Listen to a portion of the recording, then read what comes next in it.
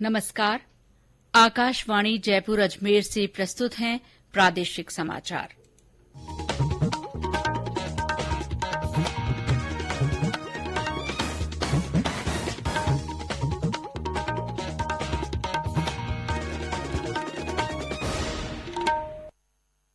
मुख्य समाचार। प्रधानमंत्री नरेंद्र मोदी अब से कुछ देर में इंडिया गेट पर कर्तव्य पथ का उद्घाटन और नेताजी सुभाष चंद्र बोस की प्रतिमा का अनावरण करेंगे। उपराष्ट्रपति जगदीप धनखड़ का पैतृक गांव किठाना में भव्य स्वागत। श्री धनखड़ उपराष्ट्रपति बनने के बाद पहली बार अपने गांव पहुंचे। बांग्लादेश की प्रधानमंत्री शेख हसीना ने अजमेर में ख्वाजा मोइनुद्दीन हसन चिश्ती की दरगाह की जियारत की। 4 दिन के भारत दौरे के बाद आज स्वदेश वापसी। केंद्र सरकार ने खाद बैग के 75% हिस्से पर प्रधानमंत्री भारतीय जन उर्वरक परियोजना का लोगो और डिजाइन प्रिंट कराना अनिवार्य किया। और प्रदेश में दिन और रात के तापमान में बढ़ोतरी से लोग परेशान। कई शहरों में दिन का तापमान 40 डिग्री सेल्सियस के आसपास पहुंचा। समाचारों के साथ मैं शीला चावला और अब समाचार विस्तार से। प्रधानमंत्री नरेंद्र मोदी अब से कुछ देर में राष्ट्रपति भवन से इंडिया गेट के मार्ग कर्तव्य पथ का उद्घाटन करेंगे। इस मार्ग के पुराने नाम राजपथ को बदलकर कर्तव्य पथ किया गया है। ये नाम जनसाधारण की भागीदारी और सशक्तिकरण को दर्शाता है। इस पूरे मार्ग को मोदी सरकार की महत्वाकांक्षी सेंट्रल विस्टा पुनर्विकास परियोजना के अंतर्गत नए सिरे से बनाया गया है। कर्तव्य पथ पर अब लोगों को बेहतर सुविधाओं से युक्त बदला हुआ स्वरूप देखने को मिलेगा। इस अवसर पर श्री मोदी इंडिया गेट पर नेताजी सुभाष चंद्र बोस की प्रतिमा का भी अनावरण करेंगे। 28 फुट ऊंची ग्रेनाइट की ये प्रतिमा इंडिया गेट के पास छतरी के नीचे स्थापित की गई है। प्रधानमंत्री नरेंद्र मोदी ने कहा है कि सरकार स्वास्थ्य बुनियादी ढांचे के निर्माण और विभिन्न बीमारियों की देखभाल के बारे में जागरूकता फैलाने पर मुख्य रूप से ध्यान दे रही है। श्री मोदी आज सूरत जिले के ओलपाड़ में एक विशाल चिकित्सा शिविर को वीडियो कॉन्फ्रेंस के माध्यम से संबोधित कर रहे थे। प्रधानमंत्री ने कहा कि बेहतर स्वास्थ्य बेहतर भविष्य का मार्ग है। उन्होंने कहा कि सरकार स्वास्थ्य को सर्वोच्च प्राथमिकता दे रही है और स्वास्थ्य क्षेत्र में लोगों की भागीदारी को प्रोत्साहित कर रही है।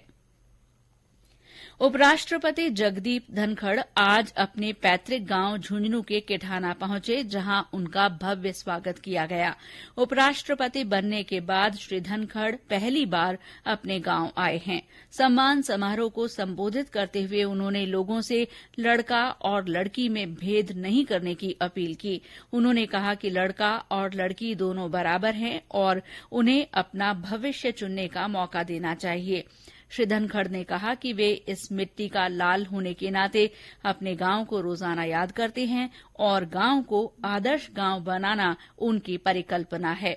उपराष्ट्रपति ने देश के विकास के लिए राजनीति से ऊपर उठकर काम करने का आह्वान किया।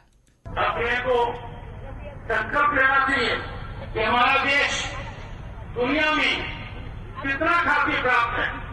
जिन अंग्रेजों ने लंबे समय तक भारत को राज किया, गत सप्ताह उनकी इकोनॉमी को भारत सरपास कर गए। गांव का विकास, गांव के बच्चे बच्चियां आगे बढ़े, गांव के नवयुवक प्रशिक्षित रहें, जो खेती कर रहे हैं वो नई नई टेक्नोलॉजी का उपयोग करें, ये मेरी कामना है। इन सब बातों को गैर राजनीतिक चश्मे से देखकर हमको जमीन पर उतारना है। उपराष्ट्रपति ने किठाना में अपने बचपन के दोस्तों और ग्रामीणों से मुलाकात की। उपराष्ट्रपति ने जोड़िया बालाजी मंदिर तथा ठाकुर जी मंदिर में पूजा की और सरकारी स्कूल के नए भवन की नींव रखी। श्री धनखड़ ने अपनी 5वीं कक्षा तक की पढ़ाई इसी स्कूल से की है। उपराष्ट्रपति ने सपत्नीक चूरू के सालासर बालाजी धाम और सीकर के खाटू श्याम जी मंदिर में दर्शन कर पूजा अर्चना की और देश में खुशहाली की कामना की। श्री धनखड़ आज दोपहर राजभवन आए। राज्यपाल कलराज मिश्र ने उनका और उनकी पत्नी सुदेश धनखड़ का स्वागत किया। श्री मिश्र ने उपराष्ट्रपति से प्रदेश के विकास से जुड़े मुद्दों पर चर्चा की। खाटू श्याम जी से जयपुर हवाई अड्डे पहुंचने पर राज्यपाल ने श्री धनखड़ की अगवानी की। उपराष्ट्रपति का आज शाम जयपुर में बार काउंसिल ऑफ राजस्थान की ओर से सम्मान समारोह आयोजित किया गया। इस अवसर पर श्री धनखड़ ने कहा कि ये उनके लिए भावुक क्षण है। कार्यक्रम को संबोधित करते हुए राजस्थान उच्च न्यायालय के कार्यवाहक मुख्य न्यायाधीश एमएम श्रीवास्तव ने कहा कि एक धरतीपुत्र का उपराष्ट्रपति चुना जाना ऐतिहासिक है। बांग्लादेश की प्रधानमंत्री शेख हसीना ने आज अजमेर में ख्वाजा मोइनुद्दीन हसन चिश्ती की दरगाह की जियारत की। उन्होंने दरगाह पर फूल और चादर पेश कर भारत और बांग्लादेश के बीच मजबूत संबंधों और अमन चैन की दुआ मांगी। दरगाह के निजाम गेट पर शादियाने बजाकर उनका भव्य स्वागत किया गया। दरगाह कमेटी की ओर से शेख हसीना को तलवार और खादिमों की ओर से उनकी तस्वीर की पेंटिंग भेंट की गई। शेख हसीना के स्वागत में जयपुर एयरपोर्ट पर रंगारंग सांस्कृतिक कार्यक्रम का आयोजन किया गया। उन्होंने राज्य की लोक कला की सराहना करते हुए कलाकारों से बात भी की। वे जयपुर से सड़क मार्ग से अजमेर पहुंची। उनके साथ एक प्रतिनिधिमंडल भी बांग्लादेश से भारत आया है। श्रीमती हसीना 5 सितंबर को 4 दिन के भारत दौरे पर आई थी और यात्रा के अंतिम चरण में उनका आज शाम सीधे जयपुर हवाई अड्डे से स्वदेश वापसी का कार्यक्रम है। ये समाचार आकाशवाणी जयपुर अजमेर से प्रसारित किए जा रहे हैं। कृषि मंत्री नरेंद्र सिंह तोमर ने कहा है कि देश और समाज के लिए कृषि क्षेत्र का सशक्तिकरण महत्वपूर्ण है। श्री तोमर ने आज नई दिल्ली में कृषि क्षेत्र में सार्वजनिक निजी भागीदारी परियोजना प्रबंधन इकाई का शुभारंभ करते हुए ये बात कही। उन्होंने कहा कि ये किसानों की आय बढ़ाने पर ध्यान केंद्रित कर कृषि क्षेत्र में विकास का आदर्श मॉडल हो सकता है। श्री तोमर ने कहा कि व्यापार और उद्योग क्षेत्र मजबूत और संगठित है और ये क्षेत्र कृषि क्षेत्र को बढ़ावा दे सकते हैं। उन्होंने कहा कि सरकार विभिन्न पहल के माध्यम से कृषि क्षेत्र को मजबूत करने के लिए लगातार प्रयास कर रही है। केंद्र सरकार ने खाद बैग के 75% हिस्से पर प्रधानमंत्री भारतीय जन उर्वरक परियोजना का लोगो और डिजाइन प्रिंट कराना अनिवार्य कर दिया है। बैग के 25% हिस्से पर ही कंपनी अपना नाम और ब्रांड प्रिंट करा सकेगी। एक देश एक उर्वरक थीम को लेकर सरकार ने इस संबंध में एक परिपत्र जारी किया है। प्रत्येक उर्वरक के बैग के लिए अलग रंग तय किया गया है। नई पैकिंग में उर्वरक की उपलब्धता गांधी जयंती 2 अक्टूबर से अनिवार्य रूप से शुरू करनी होगी। पुरानी पैकिंग के उर्वरक का भंडार 31 दिसंबर से पहले समाप्त करना होगा। अगले साल से पुरानी पैकिंग में उर्वरक बेचने वालों के खिलाफ कार्रवाई की जाएगी।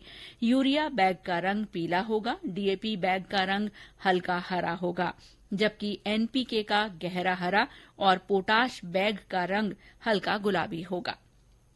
केंद्रीय सहकारिता मंत्री अमित शाह ने कहा है कि समग्र विकास के उद्देश्य से राष्ट्रीय सहकारिता नीति का मसौदा तैयार करने के लिए एक समिति बनाई गई है। नई दिल्ली में राज्यों के सहकारिता मंत्रियों के 2 दिन के सम्मेलन को संबोधित करते हुए श्री शाह ने कहा कि पूर्व केंद्रीय मंत्री सुरेश प्रभु समिति के अध्यक्ष होंगे और इसमें हर राज्य का प्रतिनिधित्व होगा। श्री शाह ने कहा कि देश में इस समय 65,000 प्राथमिक कृषि ऋण समितियां काम कर रही हैं। टोंक सवाई माधोपुर सांसद सुखबीर सिंह जौनापुरिया ने आज नई दिल्ली में केंद्रीय कृषि और किसान कल्याण मंत्री नरेंद्र सिंह तोमर से शिष्टाचार भेंट की। उन्होंने टोंक और सवाई माधोपुर क्षेत्र में भारी बारिश से हुए नुकसान के बारे में चर्चा की। श्री जौनापुरिया ने फसलों में हुए नुकसान की गिरदावरी करवाकर मुआवजा दिलवाने की मांग की। श्री तोमर ने किसानों को जल्द मुआवजा दिलवाए जाने का आश्वासन दिया। धौलपुर जिले में आगरा ग्वालियर राष्ट्रीय राजमार्ग पर आज सुबह सड़क हादसे में मोटरसाइकिल सवार 4 युवकों की मौत हो गई। सभी युवक मनिया में बीएड कॉलेज में परीक्षा देने जा रहे थे। ये युवक सड़क किनारे खड़े होकर बात कर रहे थे, तभी धौलपुर से आगरा की ओर जा रहे एक कंटेनर ने इनको टक्कर मार दी। एक अन्य हादसे में धौलपुर बाड़ी मार्ग पर एक जीप और क्रेन की टक्कर में जीप सवार एक युवक की मौत हो गई और एक गंभीर घायल हो गया, जिसे इलाज के लिए जिला अस्पताल में भर्ती करवाया गया है। प्रदेश में दिन और रात के तापमान में बढ़ोतरी से लोग परेशान हैं। कई शहरों में दिन का तापमान 40 डिग्री सेल्सियस के आसपास पहुंच गया है। मौसम विभाग के अनुसार 11 सितंबर को कोटा संभाग के झालावाड़, बारां, कोटा और बूंदी जिलों में तेज बारिश हो सकती है। उदयपुर संभाग के बांसवाड़ा और प्रतापगढ़ सहित कई स्थानों पर बारिश के आसार हैं। टोंक और सवाईमाधोपुर जिले की सीमा पर बनास नदी पर बन रहे ईसरदा बांध का 45% काम पूरा हो चुका है और अगले साल अक्टूबर तक पहले चरण का काम पूरा करने का लक्ष्य है। इस बांध से दौसा और सवाईमाधोपुर के 1250 गांवों में पेयजल की आपूर्ति हो सकेगी। टोंक जिले को भी पेयजल और सिंचाई के लिए पानी मिल सकेगा। राज्य बीमा और प्रावधायी निधि विभाग ने सभी राज्य कर्मचारियों के जीपीएफ और राज्य बीमा के खातों को एसआईपीएफ पोर्टल पर अपलोड करने के लिए एक अभियान शुरू किया है। विभाग की निदेशक कल्पना अग्रवाल ने बताया कि ये अभियान 30 सितंबर तक चलेगा। उन्होंने बताया कि इस कार्य से भुगतान का काम आसान हो जाएगा। कर्मचारी द्वारा ऑनलाइन आवेदन करने पर बिना किसी दस्तावेज के यथा समय आहरण मंजूर कर संबंधित कर्मचारी के बैंक खाते में जमा किया जा सकेगा। आज अंतर्राष्ट्रीय साक्षरता दिवस है। इस अवसर पर प्रदेश भर में कई जागरूकता कार्यक्रम आयोजित किए जा रहे हैं। दौसा में कलेक्ट्रेट परिसर में रंगोली सजाकर साक्षरता का संदेश दिया गया।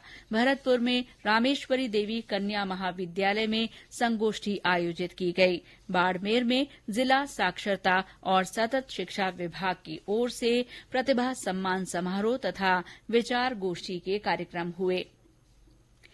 मुख्यमंत्री अशोक गहलोत ने अपने संदेश में कहा कि साक्षरता के महत्व के बारे में जागरूकता बढ़ाए जाने की जरूरत है।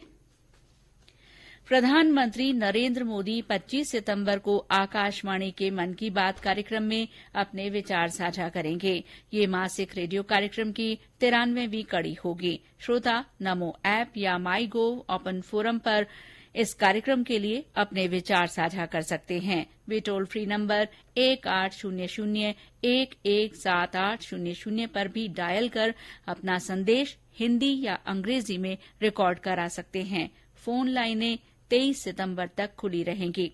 श्रोता 1922 नंबर पर भी मिस्ड कॉल दे सकते हैं और एसएमएस से लिंक प्राप्त होने पर सीधे प्रधानमंत्री को सुझाव दे सकते हैं।